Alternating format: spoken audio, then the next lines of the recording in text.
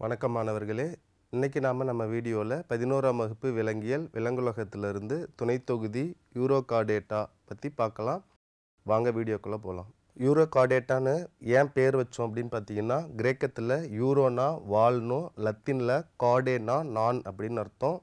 Urochordata துணை தொகுதியில் வரக்கூடிய விலங்குகளின் லார்வாக்களில் அதோட வாலில் முதுகுநான் இருக்கிறதுனால இந்த விலங்குகளை நம்ம வால் நாணிகள் அதாவது யூரோகார்டேட்டான்னு சொல்கிறோம். சஃபைலம் யூரோகார்டேட்டாவுக்கு இன்னொரு பேர் டியூனிகேட்டா. ஏன் டியூனிகேட்டான்னு சொல்கிறோம்னா, இதோட உடல் பார்த்திங்கன்னா டியூனிக் அல்லது டெஸ்ட்டுங்கிற உரையால் பொருத்தப்பட்டுள்ளது. இந்த டியூனிக் அல்லது டெஸ்ட்டுங்கிறது டியூனிசின் அப்படிங்கிற ஒரு பொருளால் ஆனது. இதோட உடலில் டியூனிசின் அப்படிங்கிற பொருளாலான டியூனிக் இருக்கிறதுனால இவற்றை நம்ம டியூனிகேட்டா அதாவது உரையுடலிகள் அப்படின்னு சொல்கிறோம். இதில் இருக்கக்கூடிய விலங்குகள் முதிர் விலங்குகள் பார்த்திங்கன்னா பை போன்ற அமைப்பு உடையதாக இருக்குது. யூரோகார்டேட்டாவில் இருக்கக்கூடிய விலங்குகள் அனைத்தும் பலசெல் உயிரிகளாக இருக்குது. கட்டமைப்பு நிலைகளை பொறுத்த வரைக்கும் organ system level of organisation அதாவது உறுப்பு மண்டல அளவிலான கட்டமைப்பை பெற்று காணப்படுது. ஸோ கருக்கோள அடுக்கை பொறுத்த வரைக்கும் ஜெர்மினல் லேயரை பொறுத்த வரைக்கும் மூவடுக்கு விலங்குகளாக இருக்கிறாங்க. வளர்ந்து வரக்கூடிய எம்பிரியோவை நம்ம கேஸ்ட்ரோலா நிலையில் குறுக்கு வெட்டு தோற்றம் எடுத்து பார்க்குறப்ப 3 அடுக்குகள் காணப்படும். வெளியடுக்கு எக்டோடோம், உள்ளடுக்கு எண்டோடோம், நடு அடுக்கு மீசோடோம். இந்த மாதிரி கருக்கோளத்தில் எக்டோடோம், எண்டோடோம், மீசோடோம்னு 3 அடுக்கு இருக்கிறதுனால இதை நம்ம மூவடுக்கு விலங்குகள்னு சொல்கிறோம். சமச்சீரை பொறுத்த வரைக்கும் இருபக்க சமச்சீராக இருக்குது. ஸோ இந்த விலங்குகளோட உடலின் மையப்பகுதி வழியாக செல்லும் எந்த ஒரு கோடும் ஒரே ஒரு திட்டத்தில் மட்டும் 2 சம பகுதிகளாக பிரிக்குது. அதனால் இந்த விலங்குகளை நம்ம இருபக்க சமச்சீருடைய விலங்குகள் அப்படின்னு சொல்கிறோம். ஸோ உடற்குழியை பொறுத்த வரைக்கும் இது உடற்குழியற்ற விலங்குகள்னு சொல்கிறோம். கார்டேட்டாவில் துணை தொகுதி யூரோகார்டேட்டாவில் இருக்கக்கூடிய இந்த விலங்குகளோட உடலில் உடற்குழி இல்லை. இது நோட்டபிள் பாயிண்ட்ஸ். ஸோ கண்டங்களை பொறுத்த வரைக்கும் கார்டேட்டா தான் இது. ஆனால் இதில் என்ன கிடையாது அப்படின்னு கேட்டிங்கன்னா, உடலில் கண்டங்கள் மாதிரியான எந்த ஒரு அமைப்பும் கிடையாது. முதுகுநானை பொறுத்த வரைக்கும் இதோட லார்வாக்களோட வாலில் முதுகுநான் இருக்குது. அதனால் இது நம்ம வால் முதுகுநாணிகள் யூரோகார்டேட்டான்னு சொல்கிறோம். ஸோ இந்த விலங்குகளோட பொதுவான பெயர் கடல் பீச்சு குழல்னு சொல்கிறோம். இந்த விலங்குகள் முழுக்க முழுக்க கடலில் உயிர் வாழ்வன. ஸோ பெரும்பாலும் ஓரிடத்தில் ஒட்டி வாழக்கூடியதாக இருக்குது. கடலில் மிதந்தோ அல்லது நீந்தியோ உயிர் வாழுது. பெரும்பாலான உயிரிகள் தனியாகவும் சில உயிரிகள் கூட்டாகவும் சேர்ந்து வாழ்கின்றன. ஸோ இதில் இருக்கக்கூடிய சிறப்பு பண்புன்னு பார்த்தீங்கன்னா, தொண்டையை சுற்றி ஒரு சிறிய இடைவெளி இருக்குது. ஸோ அந்த இடைவெளியை தான் நம்ம ஏட்ரியம் அப்படின்னு சொல்கிறோம். அடுத்தது இதில் இருக்கக்கூடிய இன்னொரு சிறப்பு பண்பு பின்னோக்கு வளர் உருமாற்றம்னு சொல்கிறோம். பின்னோக்கு வளர் உருமாற்றத்தை ஆங்கிலத்தில் ரெட்ரோகிரசிவ் மெட்டமார்ஃபோசிஸ் அப்படின்னு சொல்கிறோம். ஸோ அப்படின்னா என்னன்னு பார்த்தோன்னா, இள உயிரிகள் ஆக்டிவ் ஸ்விம்மராக இருக்கிறாங்க. முதிர் உயிரிகள் இடமிட்டு இடம் பெயராமல் ஒரு இடத்தில் நிலைத்து காணப்படுகிறார்கள். ஸோ இந்த வகையான வளர் உருமாற்றத்தை நம்ம பின்னோக்கு வளர் உருமாற்றம்னு சொல்கிறோம். ஸோ ரெட்ரோகிரசிவ் மெட்டமார்ஃபாசிஸ்னு இங்கிலீஷில் சொல்கிறோம். ஸோ செரிமான மண்டலம் பொறுத்த வரைக்கும் முழுமையான செரிமான மண்டலம் பெற்று காணப்படுகிறது.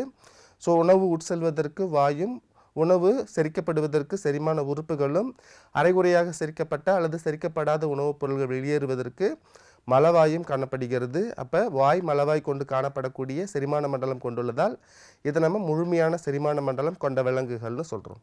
ஸோ இரத்த ஓட்ட மண்டலத்தை பொறுத்த வரைக்கும் திறந்த வகை இரத்த ஓட்ட மண்டலம் காணப்படுது.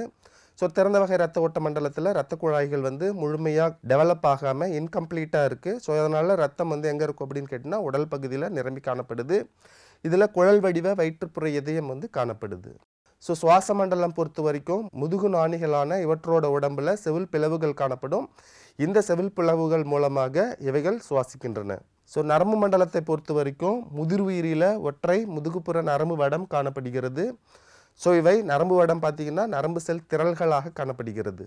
ஸோ இனப்பெருக்கத்தை பொறுத்த வரைக்கும் இவைகள் இருபால் உயிரிகளாக பெரும்பாலும் இருக்கிறார்கள்.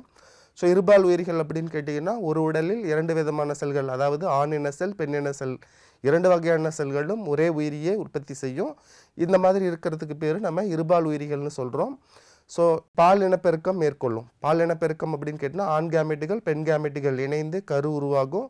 கருவில் இருந்து பிறகு இளம் உயிரி தோன்றும். இந்த வகையான இனப்பெருக்க முறையை நம்ம பால் இனப்பெருக்கம்னு சொல்கிறோம். ஸோ கருவளர்ச்சியை பொறுத்த வரைக்கும் மறைமுக கருவளர்ச்சி தோன்றுது. கருவிலிருந்து வரக்கூடிய இளமுயிரியானது பெற்றோரின் அமைப்பு ஒத்திருக்காமல் முற்றிலும் வேறுபட்டு காணப்படும். ஸோ இந்த இளமுயிரியை நம்ம லார்வான்னு சொல்கிறோம். லார்வா பல வளர்ச்சி படிநிலைகளை கடந்து பெற்றோரின் அமைப்பு ஒத்து காணப்படும். ஸோ இந்த வகையான கருவளர்ச்சியை நம்ம மறைமுக கருவளர்ச்சின்னு சொல்கிறோம். ஸோ லார்வாவை பொறுத்த வரைக்கும் தலைப்பரட்டை லார்வா காணப்படுகிறது. இவங்க ஆக்டிவ் சும்மரா தனித்து நீந்துபவையாக இருக்கிறாங்க. முதுகுப்புற குழல் வடிவ நரம்பு வடம் இதோட உடம்புல காணப்படுது. யூரோகார்டேட்டாக்கு எடுத்துக்காட்டு அசிடியா, சால்பா, டோலியோலம். என்ன மாணவர்களே, யூரோகார்டேட்டா பற்றின கான்செப்ட் நம்ம பார்த்தோம். ஸோ இதை சார்ந்து முந்தைய போட்டித் தேர்வுகளில் கேட்கப்பட்ட வினாக்களும் விடைகளும் அதற்கான விளக்கங்களையும் நம்ம பார்க்கலாம். வாங்க வினாக்களை பார்க்கலாம். முதல் வினா, கீழ்கண்டவற்றுள் கடல் பீச்சு குழல் என அழைக்கப்படுவது எது? ஸோ கடல் பீச்சு குழல்னு எதை அழைக்கிறோம் அப்படின்னு கேட்டிருக்காங்க. ஸோ அரை நாணிகள், வாழ்நாணிகள், தலைநாணிகள், மேற்கண்ட அனைத்தும். ஸோ பொதுவாக எந்த தொகுதி விலங்குகளை நம்ம கடல் பீச்சு குழல்னு சொல்கிறோன்னு கேட்டிருக்காங்க. ஸோ இதற்கான விடை பார்த்திங்க அப்படின்னு கேட்டிங்கன்னா வாழ்நாணிகள். வாழ்நாணிகளோட இன்னொரு பேர் தான் கடல் பீச்சு குழல்னு நமக்கு தெரியும். ஸோ வாங்க நம்ம ஆன்சர் கரெக்டாக இருக்கான்னு செக் பண்ணலாம். கீழ்கண்டவற்றுள் கடல் பீச்சு குழல் என அழைக்கப்படுவது எது? அரை நாணிகள், வாழ்நாணிகள், தலைநாணிகள், மேற்கண்ட அனைத்தும் என்பதில் நமக்கு வாழ்நாணிகள்ங்கிறது சரியான விடையாக இருக்குது. இது ஒரு டைரக்ட் கொஸ்டின் தான். ஸோ வாங்க அடுத்த கொஸ்டின் பார்க்கலாம். ஸோ ரெண்டாவது வினா கூற்று மற்றும் காரண வினா. கூற்று, யூரோகார்டேட்டாவின் இளம் உயிரிகள் இடம் விட்டு இடம் நகரும், முதிர் உயிரிகளிடம் இந்த பண்பு இல்லை. காரணம், யூரோகார்டேட்டாவின் சிறப்பு பண்பு பின்னோக்கு வளர்வுரு மாற்றம் ஆகும். ஸோ நம்ம கான்செப்ட்லேயே பார்த்துருக்கோம். இளம் உயிரிகள் என்ன பண்ணும் அப்படின்னு கேட்டிங்கன்னா ஆக்டிவ் ஸ்விம்மராக இருக்கிறாங்க. ஸோ இடமிட்டு இடம் நீந்துபவையாக இருக்கிறாங்க, இடப்பெயர்ச்சி செய்பவையாக இருக்கிறாங்க. ஸோ லார்வாக்கள் வளர்ந்து முதிர் உயிரியாக வரும் பொழுது இடமிட்டு இடம் நகரும் பண்பை இழந்து ஒரு இடத்தில் ஒட்டி வாழ்பவையாக மாறிடுறாங்க. ஸோ இத்தகைய வளர் உரு மாற்றத்தை தான் நம்ம பின்னோக்கு வளர் உரு மாற்றம் இதோட சிறப்பு பண்பு அப்படிங்கிறத நம்ம முன்னாடியே பார்த்துருக்கோம்.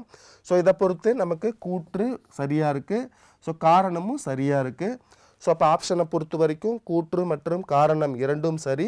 காரணம் கூற்றை சரியாக விளக்குகிறதுங்கிறது சரியான விடையாக நம்ம தேர்ந்தெடுக்கலாம். ஸோ வாங்க நமது விடை சரியாக இருக்கான்னு செக் பண்ணலாம். ஸோ யூரோகார்டேட்டாவின் இளம் உயிரிகள் இடமிட்டு இடம் நகரும், முதிர் உயிரிகளிடம் இந்த பண்பு இல்லை.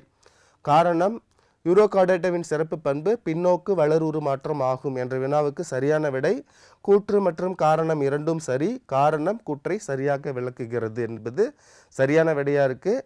ஸோ மற்ற மூன்றும் தவறானதாக இருக்குது.